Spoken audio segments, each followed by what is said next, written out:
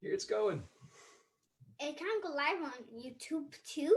It's going live on YouTube, live on Facebook, and Showtime. Okay, it's getting connected. Hey guys, it's David Hi. Bianco. Hi. Happy Celebration Day today. Happy Easter. This is one of the greatest celebrations of all time.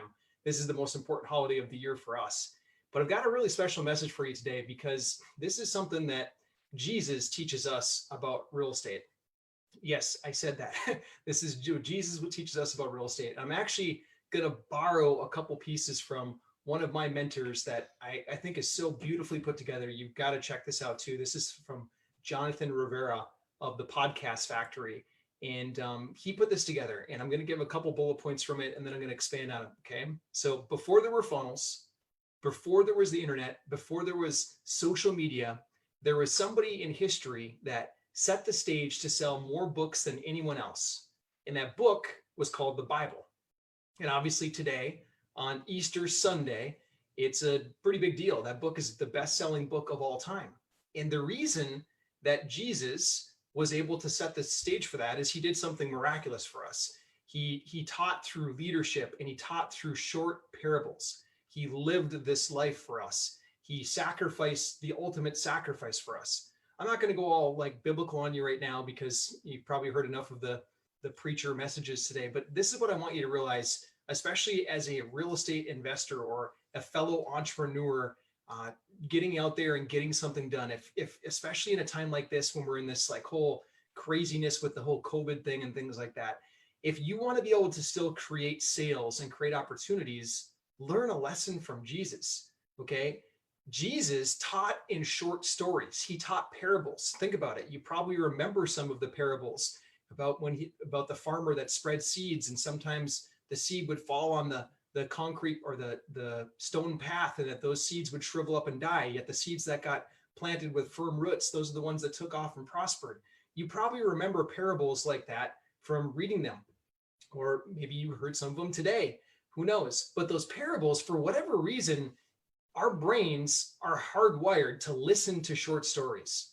Okay, so when you're talking with someone that potentially might want your service as a fellow entrepreneur, someone that might want your service, it's better, instead of you preaching to them, it's better that you tell short stories. I'll give you an example. I was speaking with a Nashville, Tennessee seller about a week and a half ago, 2 weeks ago. And this Nashville, Tennessee seller, she had questions because we started going down the path of cash offer, and then we switched gears to making it a seller finance offer. And she's like, well, how does that work? And then rather than me trying to like say, well, first we figure out an interest rate and then we figure out a monthly payment, instead I said, it works like this. Let's say you're going to sell me your car. And she said, well, okay, yeah, great. And I said, how much would you sell your car for? And she said, 30,000. I want 30,000 for my car. And I said, okay, great. So let's just say that I didn't have the full $30,000 right now. Instead, I said, you know what?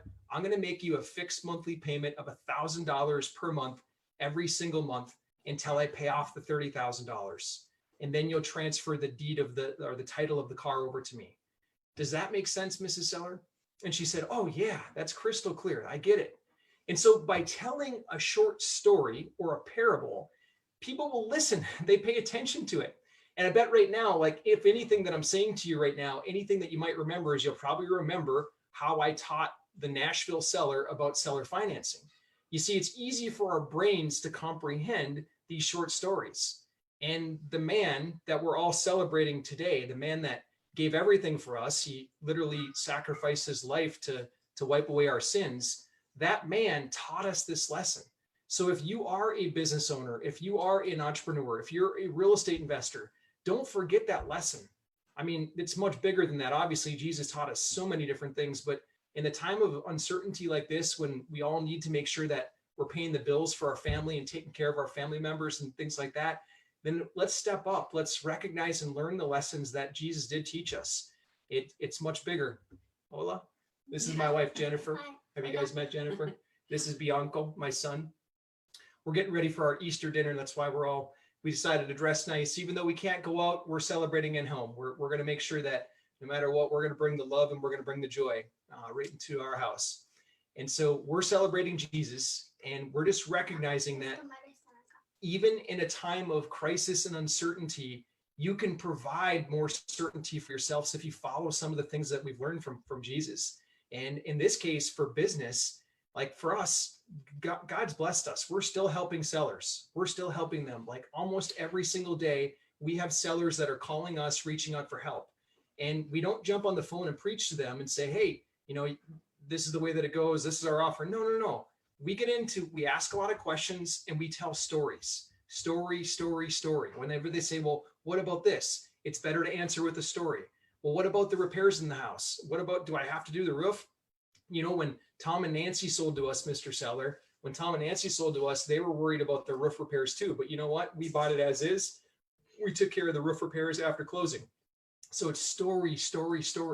They'll remember that, just like you remember the stories that Jesus told. So that's the lesson for the day. And then just a big warm wish of love, prosperity from our family to yours on this Easter Sunday. Like, go hug somebody if you can.